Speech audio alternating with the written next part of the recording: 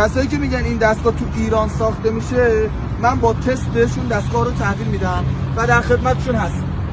ببینید ما میخوایم گزینه لایو این دستگاه رو کارش رو انجام بدیم. سنسور رو زمانی که روشن میکنیم میایم روی اسکن که بیایم گزینه لایو رو داره. تو گزینه لایو شما 2 تا لایو دارید، یک دونه دایرکت لایو اسکن دارید، یه دونه 360 درجه دارید. از 2 تا گزینه‌اش هم میتونید استفاده کنید.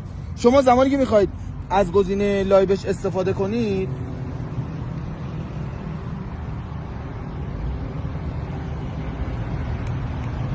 شما میتونید زمانی که لایوش رو میخواید استفاده کنید توی لایو شما زمانی که کار رو بزنید و قبلش باید بالانس بکنید، شما گزینه بالانس رو که بزنید سنسور رو زمانی که بالانسش کنید با زمین، این سنسور جزء تنها این دستگاهی که شما میتونید این رو بالانسش کنید با اون زمان و با اون جایی که میخواید کار بکنید. پلی رو که بزنید 2 نوع اسکن رو به شما میده در زمان لایو. یک نوع لایوش خطی هستش، یک نوع لایوش ستونی هستش. شما یک بار بزنید روی این کلا لایو میشه خطی و یک بار بزنید روی این کلا لایو میشه ستونی.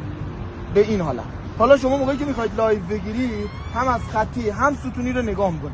شما خیلی راحت با تمام سرعت میتونید کار کنید، هیچ محدودیتی برای این کار نداره. شما میتونید دیواره رو هم اسکن بگیرید. کسایی که میگن اسکن نمیشه روی دیواره رو گرفت، شما با این دستگاه با NX میتونید هم دیواره، هم سقف، هم داخل غار، هم داخل جایی که رفتید رو هم از گزینه لایو و هم از گزینه اسکن استفاده کنید.